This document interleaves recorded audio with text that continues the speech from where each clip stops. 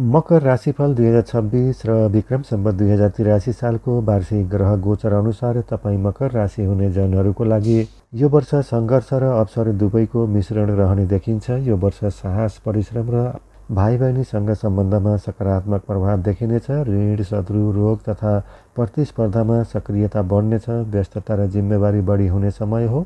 घर बनाउने या सम्पत्ति जोड्नमा मन जानाले खर्च बढ्नेछ। पेशागत दृढता र परिश्रमबाट सफलता मिल्नेछ। पढाइमा अलि बढी मेहनत गर्नु परे पनि स्पष्ट लक्ष्य लिएर अघि बढ्न सके सफलता सम्भव देखिएको छ। देश विदेशका यात्राहरूमा जाने अवसर मिल्नेछन्।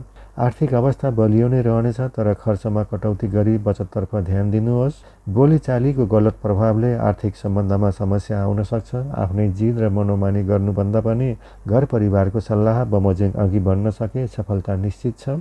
व्यापार व्यवसायमा पछिल्लो वर्षभन्दा यो वर्ष सकारात्मक रहनेछ। यो वर्ष तपाईँको लागि मानसिक, पारिवारिक र पेशागत दृढता प्रशिक्षण गर्ने समय हो। धैर्य, बुद्धिमत्ता र संयम अपनाउन सके तपाईँले दीर्घकालीन सफलता हासिल गर्न सक्नुहुन्छ।